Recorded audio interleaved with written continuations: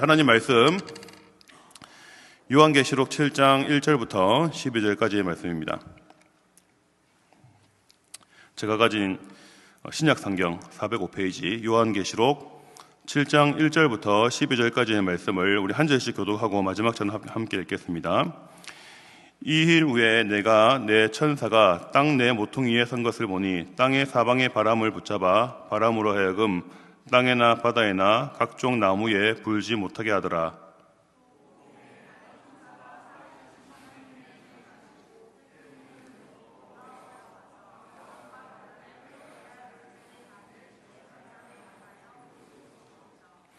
이르되 우리가 우리 하나님의 종들의 이마에 인치기까지 땅이나 바다나 나무들을 해하지 말라 하더라.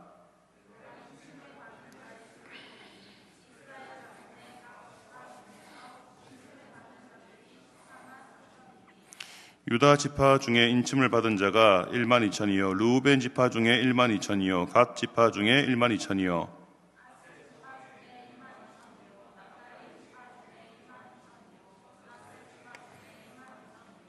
시므온 지파 중에 1만 2천이요 레위 지파 중에 1만 2천이요 이사갈 지파 중에 1만 2천이요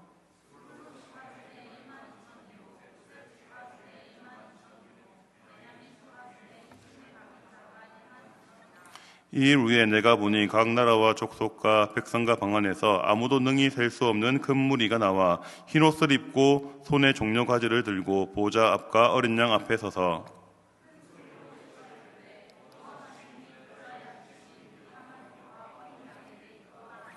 모든 천사가 보좌와 장로들과 내 생물의 주위에 서 있다가 보좌 앞에 엎드려 얼굴을 대고 하나님께 경배하여 이르되 아멘. 찬송과 영광과 지혜와 감사와 존귀와 권능과 힘이 우리 하나님께 세세토록 있을지어다. 아멘 하더라. 아멘.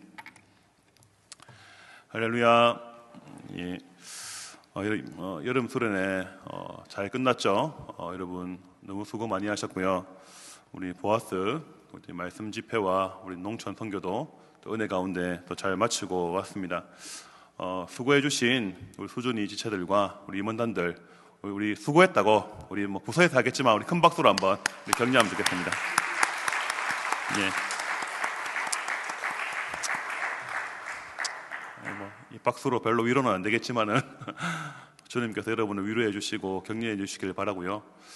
제가 사역을 시작한 지가 20년이 다 돼가요. 벌써 저는 2005년부터 사역을 시작했는데 제가 갖고 있는 한 가지 확신이 있습니다. 그리스도의 몸을 위해서 헌신을 하는 자에게 우리 주님은 절대 가만히 있지 않으십니다.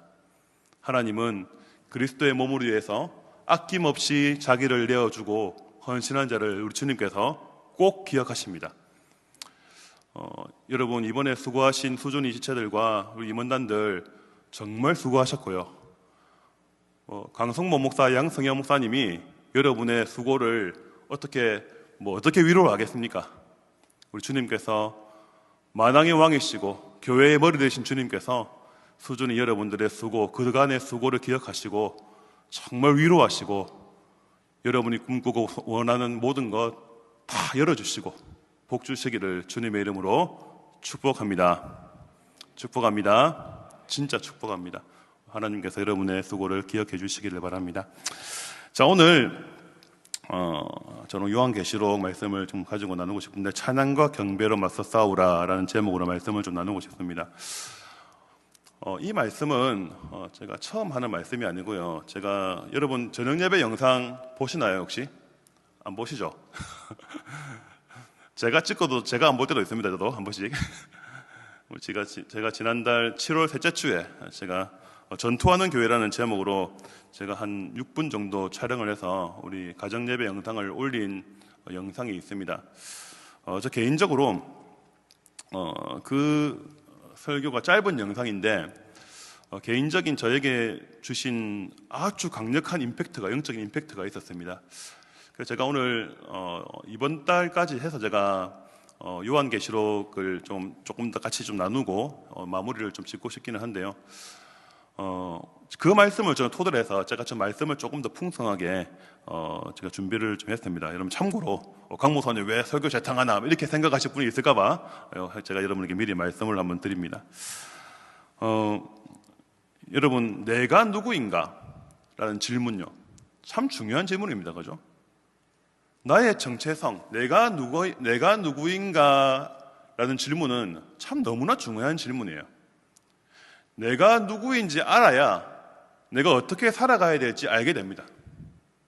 그런데 내가 누구인가에 대한 질문은요, 우리가 신앙적으로 좀 얘기를 하면 성도가 누구인가, 교회가 어떤 곳인가라는 질문과 굉장히 유사한 점이 있습니다.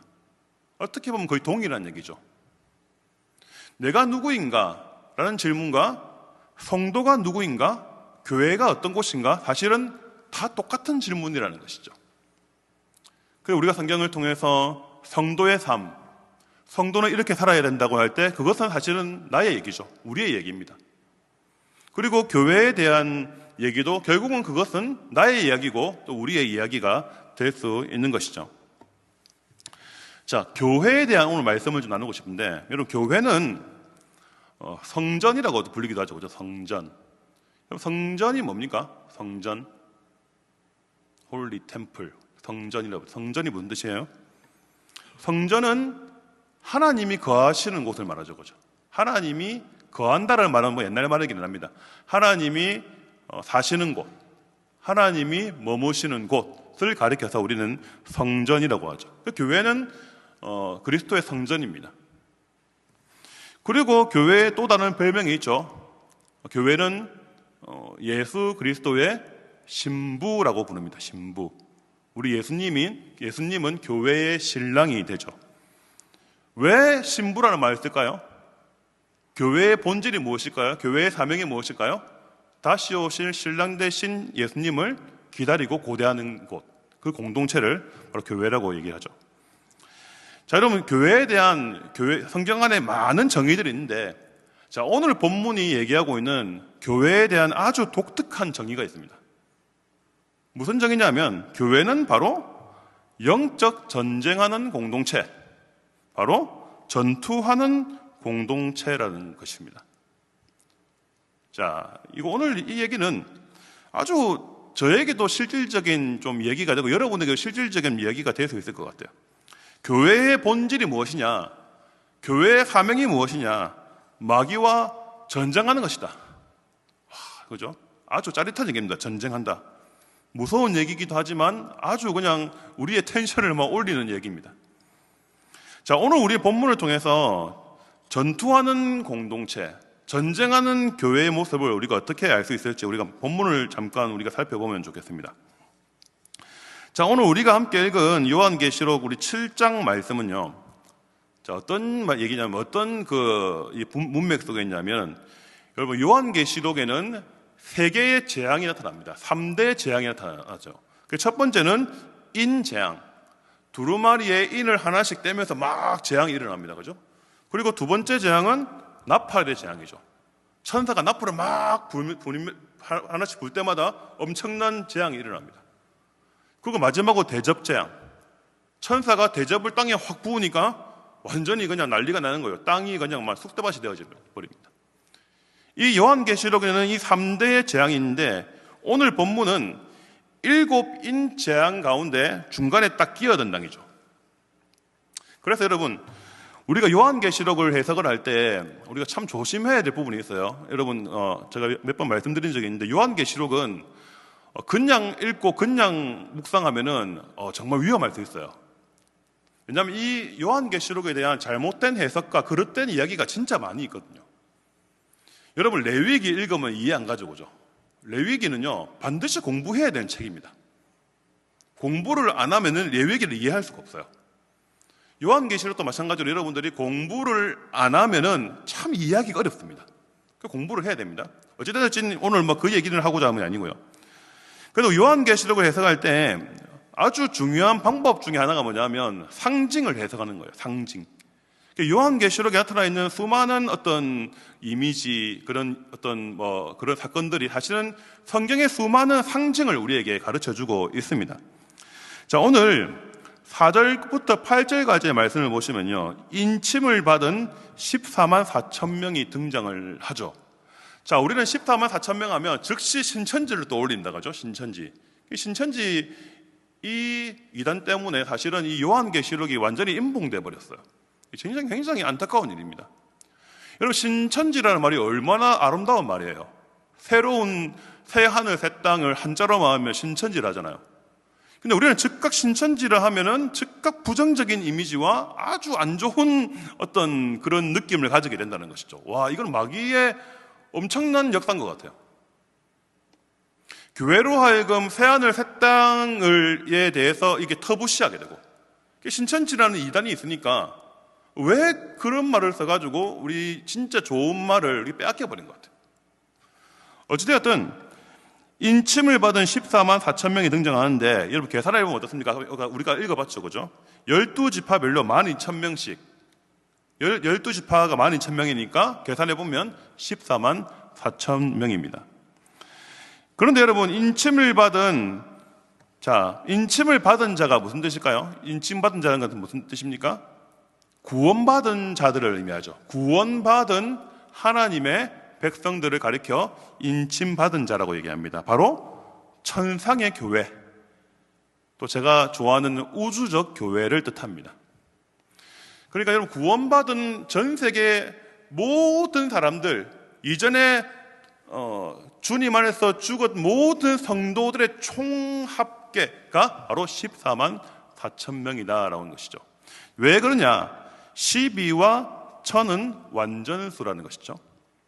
그래서 이것을 해석을 제대로 안 하면 이상한 일이 벌어진다는 겁니다. 예전에는 신천지는 이제 지금은 그런 주장 안 하는데, 예전에는 14만 4천 명 안에 들어와야 한다 했죠. 그 말도 안 되는 헛소리입니다. 그죠?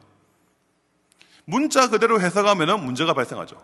근데 이것을 반드시 상징으로 해석해야 된다. 그래서 14만 4천 명은 구원받은 모든 하나님의 백성들의 총합계다. 앞서 주 안에서 죽은 모든 사람들까지, 어거스틴과 칼빈 선생님과 그 앞에 돌아가신 우리 믿음의 선진들까지 다 포함한 숫자입니다.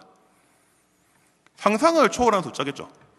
지금 또 우리 전 세계 그리스도인의 숫자가 20억이 넘는데, 앞에 돌아가신 모든 우리 구원받은 성도님들의 숫자를 다 합하면 얼마나 많은 숫자가 될까요? 상상할 수 없는 숫자입니다. 그죠? 그런데 이것이 뭐냐면, 천상교회의 바로 인구조사 결과라는 거예요. 인구조사. 자, 여러분, 무슨 얘기냐? 우리가 성경에서 인구조사의 본문이 나타날 때 우리는 유심히 볼 필요가 있습니다. 뭐냐면요, 대표적인 예가 민수기에 나타난 인구조사인데요. 자, 본문을 제가 한번 같이 읽어보겠습니다. 민수기 1장 2절 3절 말씀, 제가 한번 자문을 준비해봤는데 제가 한번 읽어볼게요. 너희는 이스라엘 자손의 모든 회중 각 남자의 수를 그들의 종족과 조상의 가문에 따라 그 명수대로 계수할지니, 이스라엘 중 20세 이상으로 싸움에 나갈 만한 모든 자를 너와 아론은 그 진영별로 계수하되. 아멘.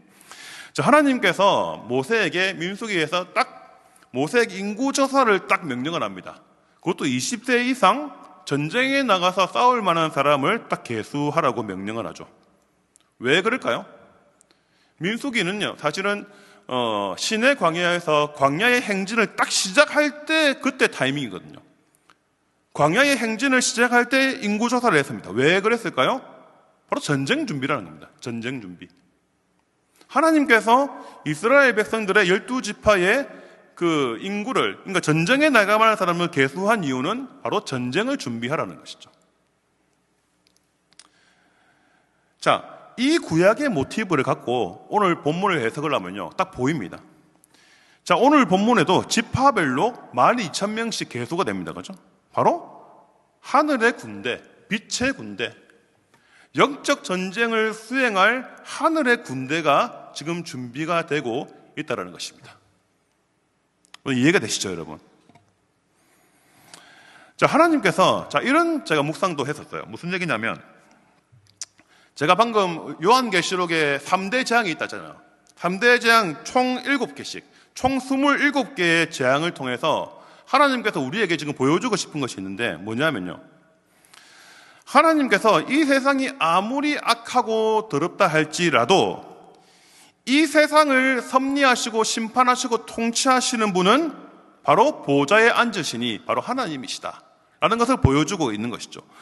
이 섭리의 대서사, 이 섭리와 통치의 대서사의 한가운데 영적 전쟁을 수행할 빛의 군대가 지금 준비되고 있다는 것입니다. 와, 멋있는 얘기입니다. 그죠? 여러분, 예전에 혹시 삼국지라는 게임 해보신 적 있어요? 저도 20여 년 전, 저도 중학교, 고등학교 때 흑백 모니터, 여러분 흑백 모니터 아십니까? 아실는지 모르겠네. 우리 종진 형제는 알아요. 흑백 모니터. 옛날에 흑백 모니터 했었거든요. 흑백 모니터 옛날에 삼국지 옛날에 진짜 중학교 때 그거 하다가 막 아버지한테 혼나고 이랬거든요. 완전 미쳐가지고 삼국지 하다 보면 뭐 날밤 새는 것은 일도 아니었습니다. 그 이후로는 뭐 게임을 제가 잘 하진 않아요. 어찌되었든 제가 예전에 삼국지 게임을 진짜 재밌게 했었거든요. 삼국지 게임 하다 보면요, 보통 삼국지 게임을 하면 내가 어떤 역할을 합니까? 플레이어가 어떤 역할을 해요? 땅의 군주 역할을 합니다. 그죠? 땅의 군주 역할을 하죠. 자, 게임을 할 때 어떻게 합니까? 군주가 해야 될 중요한 일이 뭐죠? 그 땅을 개간하고 그 땅을 살기 좋게 만들어야 됩니다. 그죠? 홍수를 방지를 하고 계속 땅을 개간하고 이런 어떤 일들을 계속 합니다.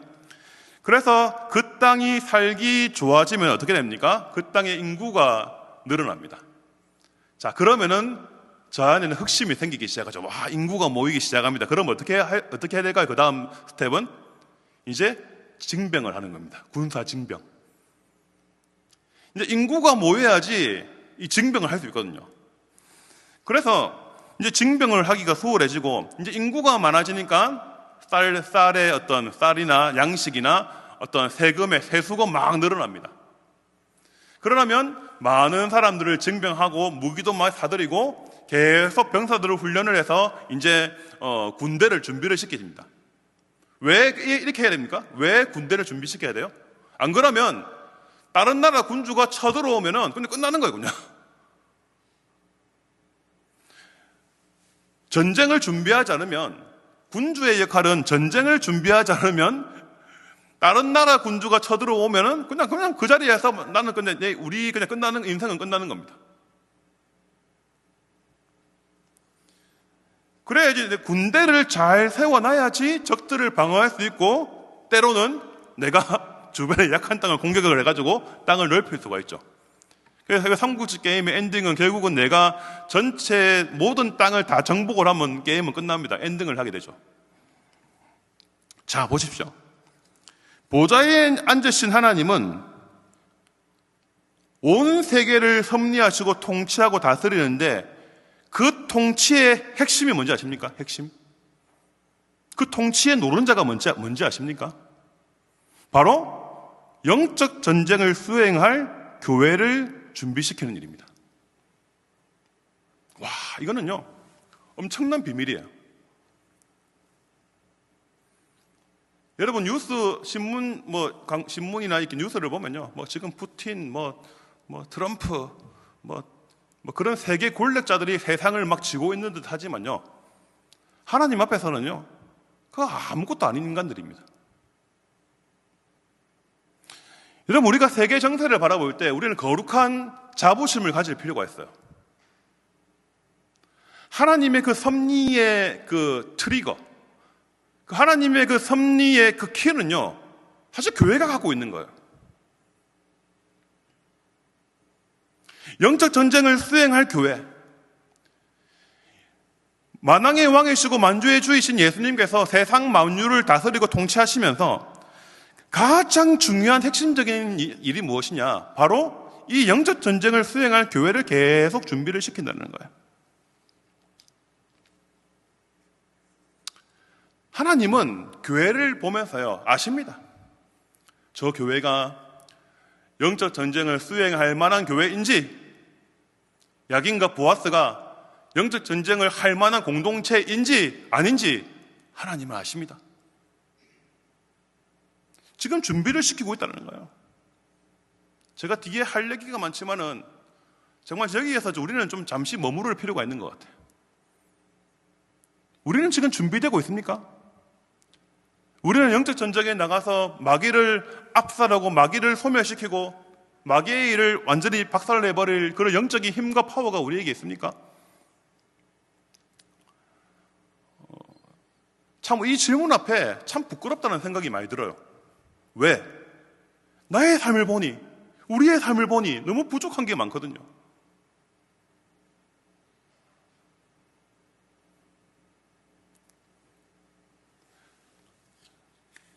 교회의 머리 되신 주님께서 이 땅의 지상 교회를 볼 때에 어떤 교회를 영적 전쟁에 내보낼 수 있을까? 어떤 교회가 나의 섭리의 그 동역자로 그 교회를 쓸 것인가?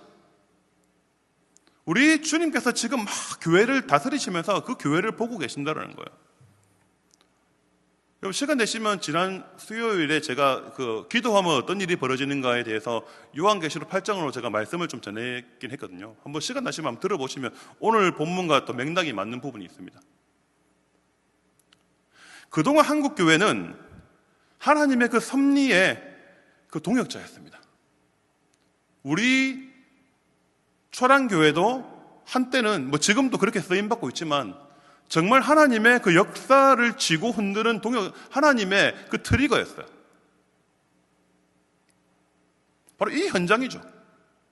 1950년 9월 15일 이 현장에서 있었던 목사 장로 기도회로 말미암아 인천 상륙작전이 성공이 되었다라고 우리끼리는 평가를 합니다. 뭐 세속 역사가들은 그렇게 생각하지는 않아요. 그런데 믿음의 세계, 영적 세계를 알고 교회 사가들은 우리 초랑교회에서 이 현장에서 있었던 목사 장로 기도회 이 회개의 역사로 말미암아 하나님께서 도무지 불가능한 인천 상륙작전을 성공하게 하셨다, 이렇게 평가를 합니다. 하나님께서 우리 교회를 한번 쓰신 그런 역사의 흔적이 있어요. 그래서 이 초랑교회가 이 어떤 교회사적인 아주 중요한 장소입니다. 여기가 사실 히스토리컬 사이트입니다. 히스토리컬 사이트. 아주 역사적인 장소예요, 여기가. 하나님이 주의 성령이 한번 이 교회를 확 스쳐 지나가서 우리나라의 한반도를 한번 확 이렇게 다스리시고 통치하시는데 이 교회를 사용한 흔적이 있죠. 역사가 있습니다.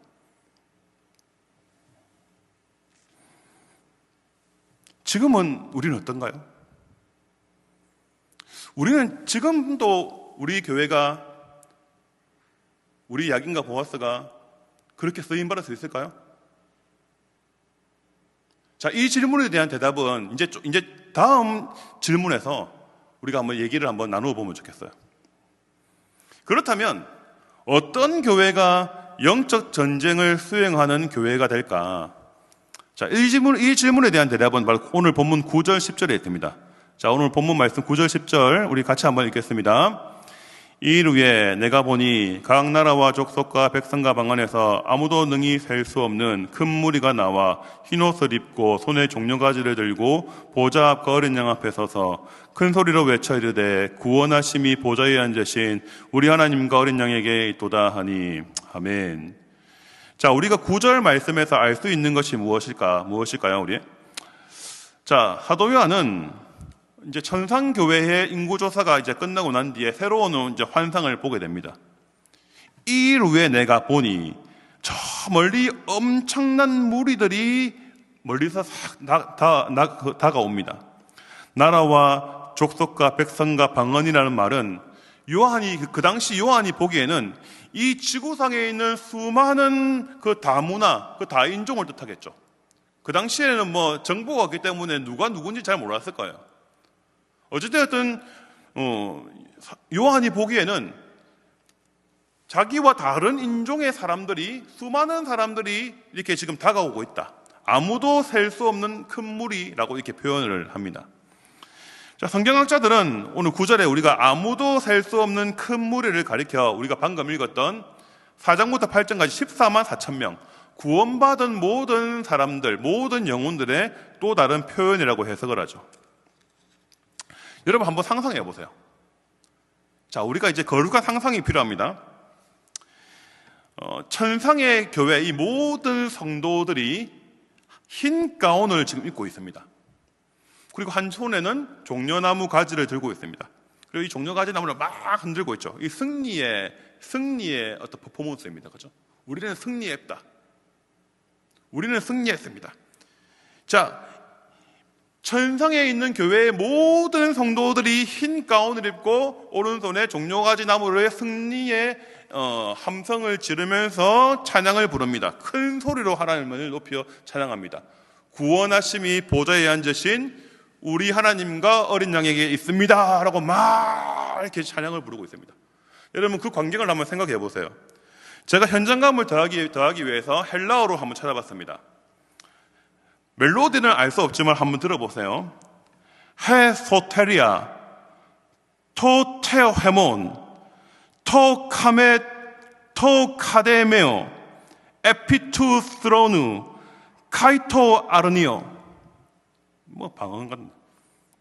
헬라어입니다. 헬라어. 방금 제가 헬라어 본문, 방금 읽었던 구원하심이 보좌에 앉으신 그 가사를 제가 헬라어 원문으로 그대로 찾아봐서 읽어본 거예요.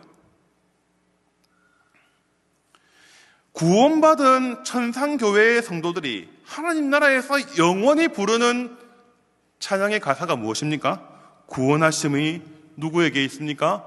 보좌에 앉으신 우리 하나님과 어린 양에게 구원하심이 있습니다 하고 큰 소리로 하나님을 높여 찬양하고 있는 광경입니다.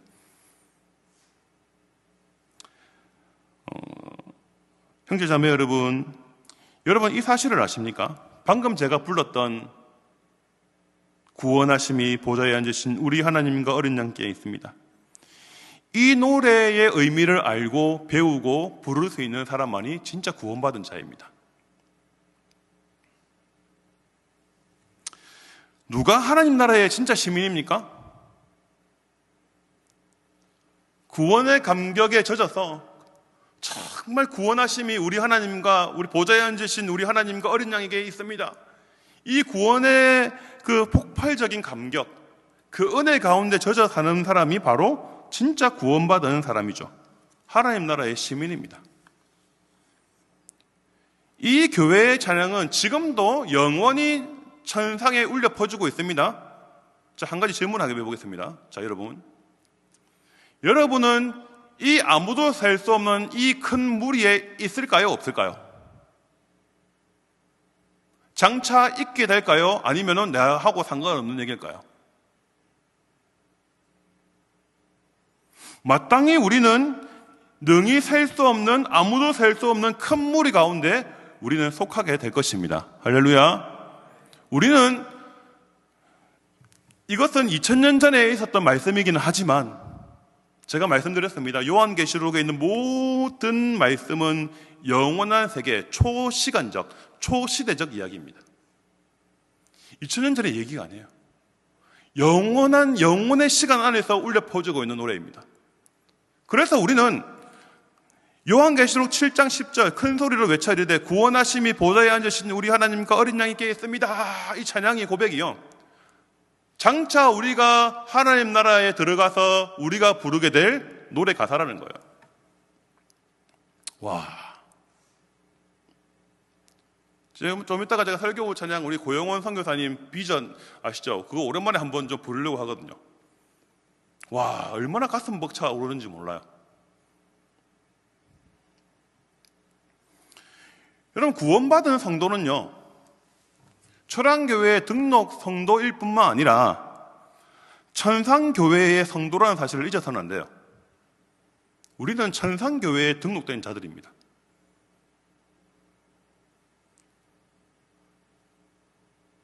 충무교회에 있는 성도든지 합천대변교회에 있는 성도든지 각자 로컬 처치, 지교회는 다르지만 우리는 모두 다 영원한 천상의 교회, 영원한 우주적 교회의 동일한 성도라는 거예요.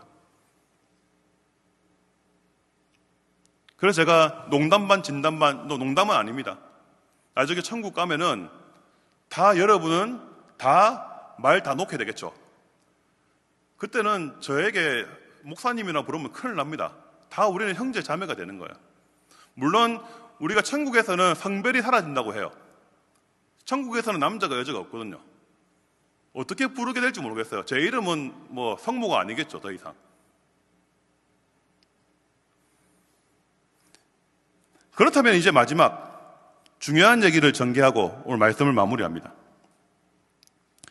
영적 전쟁을 수행하는 교회는 어떤 사명을 감당해야 하는가라는 질문이죠. 자, 이 질문에 대한 대답을 찾고 오늘 말씀을 마칩니다. 교회는 어떻게 전쟁을 하는가? 이 질문입니다.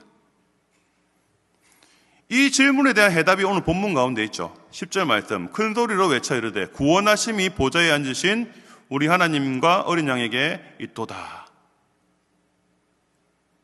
이것이 교회의 진짜 무기입니다. 영적 전쟁하는 무기라는 거예요. 천상의 교회와 지상의 교회는 어떻게 영적 전쟁을 수행합니까?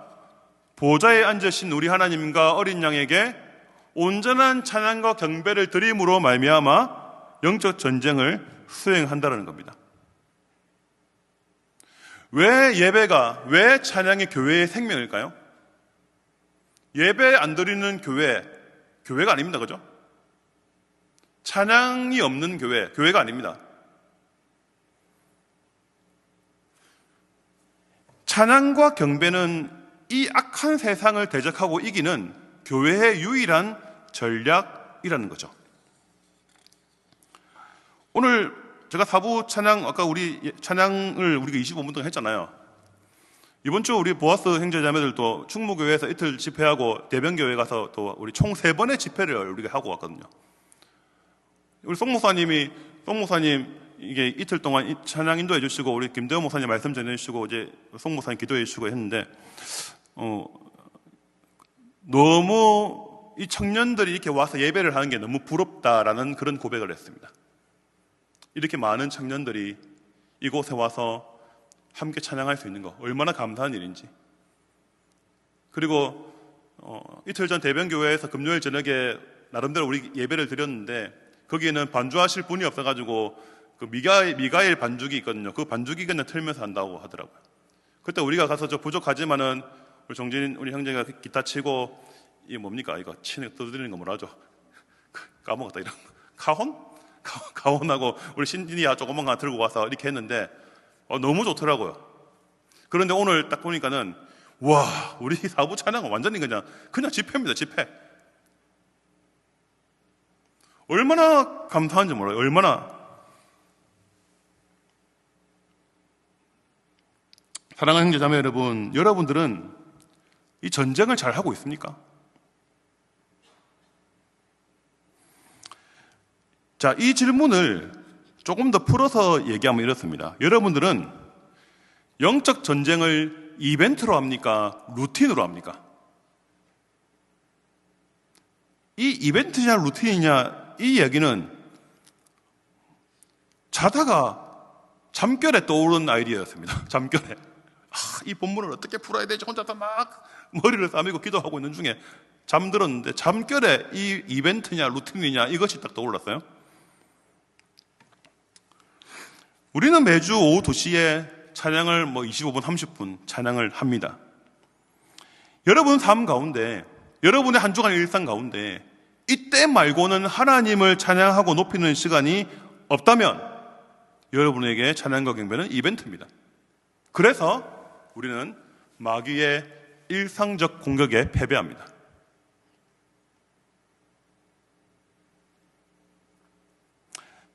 무슨 말인지 이해가 되십니까? 마귀의 공격은요, 이벤트가 아니라 일상이고 루틴입니다. 마귀는 끊임없이 여러분을 공격해요. 끊임없이, 쉴 새 없이 24시간 여러분을 공격을 합니다.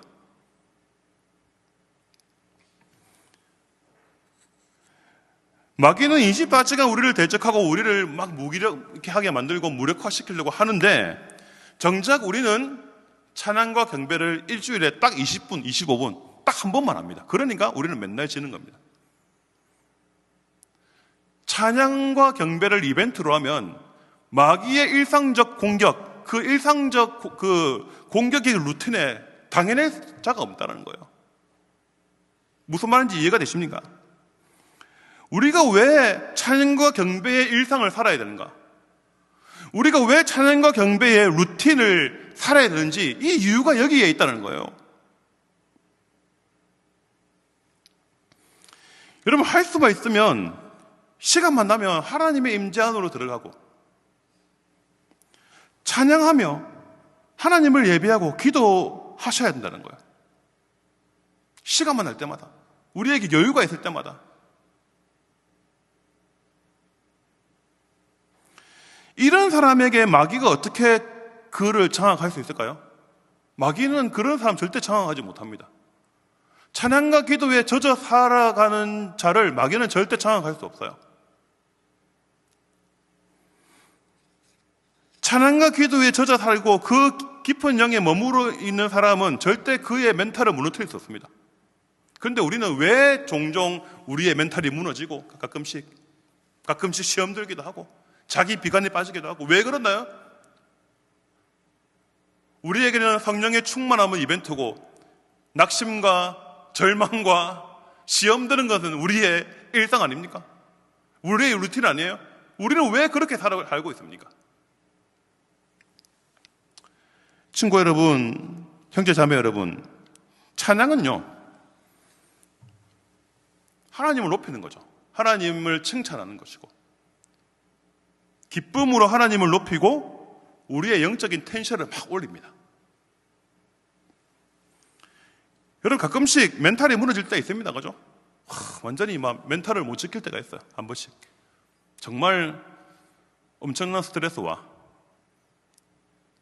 정말 상상할 수 없는 그 어떤 마음의 충격, 그 정서적 충격 가운데 빠질 때가 있죠. 여러분, 그럴 때마다 K-팝을 듣지 말고 찬양을 듣자 라는 것입니다. 저도 가끔씩은 아니지, 일주일에 그래도 두세 번씩은 유산소하고 운동을 하면서도 그냥 이렇게 운동하거나 러닝을 하면은 사람이 힘이 없는데, 운동을 하면서 러닝을 하면서 자전거를 타면서 이 찬양을 듣고 이렇게 있으면 진짜 엄청난 영적 희열을 경험할 때 있어요. 야, 진짜 몇 시간이고 운동하고 몇 시간이고 기도할 수 있겠다. 왜 많은 사람들이 매운 것에 빠져 있고 매운맛에 빠져 있는지 아세요? 요사이 매운맛에 빠지잖아요. 매운맛에 길들이다 보면 그 매울 때 엄청 막 힘들잖아요. 그때 잠시 고민과 생각을 잊어버리잖아요. 그렇게 하면서 스트레스가 풀린다잖아요. 근데 우리는 그렇게 자꾸 자신의 멘탈을 관리하다 보면은 마귀는 점점 강하게 여러분에게 다가옵니다. 우리는 일상적으로 하나님을 높이고 일상적으로 하나님을 찬양하는 이러한 루틴과 습관을 우리는 들여야 한다는 겁니다. 경배. 여러분, 경배는 하나님 앞에 무릎 꿇는 것입니다. 우리는 경배를 통해서 거룩한 두 손을 들고 하나님의 임재로 들어갑니다. 우리가 아까 불렀던 주 우리 하나님, 우리 주 하나님, 이런 찬양, 이런 굉장히 영감 있는 찬양, 하루 종일 들어도 질리지가 않아요. 지겹지가 않습니다. 정말 때로는 그러한 영감 있는 찬양을 하루 종일 듣다 보면은 정말 영적인 체험까지 하게 돼요. 정말로.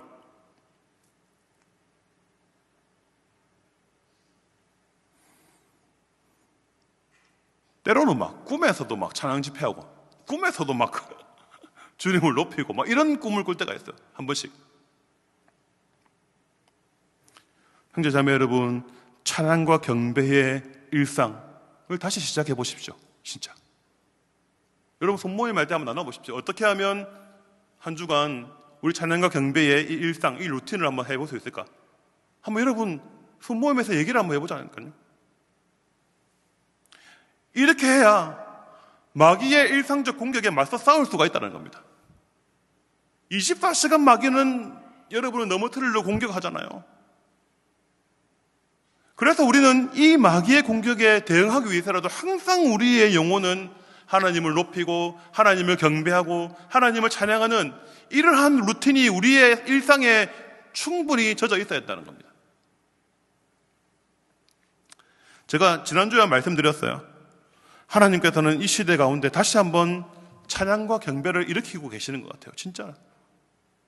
저 요사이 유튜브 이렇게 들어오면요, 하나님께서 이 유튜브라는 플랫폼을 허락하신 이유가 있구나. 물론 유튜브라는 이 플랫폼이 여러 가지 명함이 있어요. 뭐 쇼츠 계속 보다 보면 1시간이고 2시간이고 계속 쓸데없이 시간을 소비하기는 하지만 그거는 그냥 여러분 쓰기 나름이고요. 하나님께서 유튜브라는 플랫폼을 통해서 정말 24시간 찬양과 경배의 은혜를 마음껏 누릴 수 있는 이런 기회를 우리에게 주신 것 같습니다. 여러분, 우리 양 목사님이나 무장 집사님들은 아시겠지만 예전에 우리가 어떤 새로운 찬양이나 새로운 어떤 것을 우리가 들으려면요, 극동방송을 틀거나, 좀 웃긴 얘기지만요, 틀거나 아니면은 기독교 서점 가가지고 CD나 테이프를 사야 됐습니다. 그런데 저도 고등학교 때 이 테이프를 사고 싶어도 용돈이 없어가지고 테이프를 못 샀어요. 근데 여러분, 혹시 저 또래 지체들은 혹시 아무도 없네 알겠지만은 공테이프 하시면 공테이프에 여러분 이게 더블데크 합니까? 더블데크 해가지고 극동방송 듣다가 제가 좋아하는 찬양 나오면 딱 녹음을 한 거예요. 그렇게 녹음을 해가지고 1시간 테이프를 만들면요, 그거를 복사를 했습니다. 들어보라고. 그렇게까지 하나님을 높이고 싶고 하나님을 찬양하고 싶어서 그렇게 정신없이, 좀 지금 생각하면 참 재밌는 추억이지만 그렇게 살았어요. 그런데 여러분 보세요.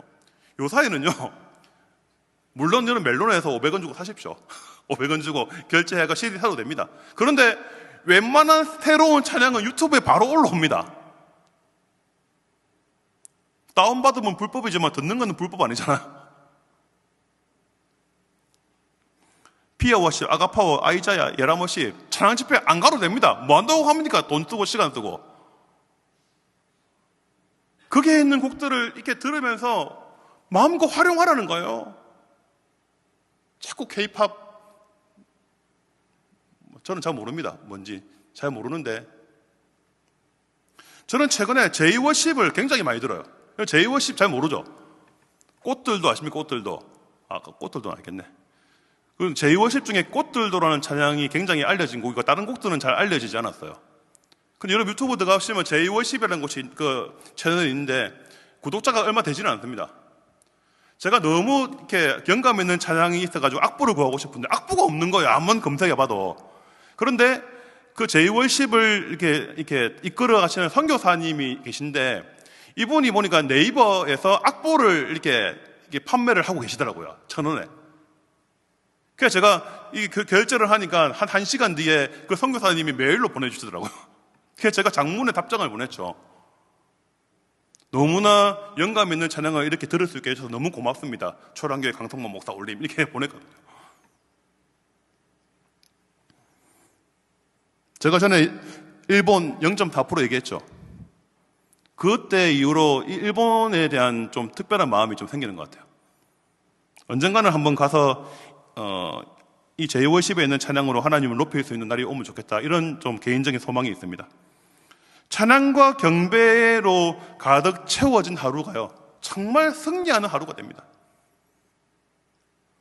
정말 억텐으로 살아가는 삶이 아니라 찐텐으로 살아가는 그러한 일상이 되는 거예요. 친구 여러분, 이제 말씀을 맺습니다. 교회는요, 찬양과 경배로 한 걸음 더 전진합니다. 교회가 찬양하지 않고 하나님을 높이지 않으면 교회는 계속 쇠퇴합니다. 야긴 여러분, 보아스 여러분, 쇠퇴하지 마십시오. 뒤로 물러서지 마십시오. 한 걸음 더 전진하십시오. 한 스텝 더 전진하십시오. 어떻게? 우리가 거룩한 두 손을 들고 하나님을 높이고 하나님을 예배하기 시작할 때 우리 공동체는 지금보다 한 스텝 한 걸음 더 나아가게 되는 거예요. 이전에 하지 못했던 그 사역도 하게 되고, 이전에 생각하지 못했던 꿈도 꾸게 되고, 우리가 하나님을 높이면 하나님의 뜻이 우리 공동체 가운데 이루어지고, 우리가 가지 못한 그 땅도 밟을 수 있게 되는 거예요. 친구 여러분, 이번 여름 사역이 은혜 가운데 잘 마무리되었습니다. 야긴과 보아스의 다음 여정이 어디입니까? 어딜 가기 원하세요? 여러분의 목적지가 어디입니까? 우리 공동체가 가야 할 다음 여정이 어디입니까? 걱정할 필요 없습니다. 하나님을 높이기 시작하고 하나님을 전심으로 예배하기 시작하면 하나님은 우리가 다음에 나아가야 할 땅을 보여주시고 한 걸음 더 나아가게 전진하게 하신다는 거예요. 친구 여러분, 이제 여름 사역 잘 끝났는데 이제부터 놀자가 아니에요. 이제부터 시작입니다. 우리 야긴과 보아스 안에 성령께서 바람을 불어주고 계실 때 더 전진하자고요. 우리의 찬양과 예배를 더 강화시키고 우리의 삶에서 정말 마귀와의 싸움에서 승리하고 정말 내년 여름 또 올해 올 겨울 내년 여름 정말 우리가 해보지 못했던 새로운 사역을 한번 시작해보자고요. 새로운 꿈을 한번 꿔보자고요. 와, 야긴과 보아스에서 그동안 하지 못했던 새로운 하나님의 그 꿈들을 한번 꿔보자고요. 이러한 하나님의 차고 넘치는 하나님의 꿈과 비전과 그 환상이 여러분 가운데 있기를 바라고 한 주간도 정말 마귀와의 싸움에서 능히 승리하는 저와 여러분이 되시기를 주님의 이름으로 축복합니다. 할렐루야.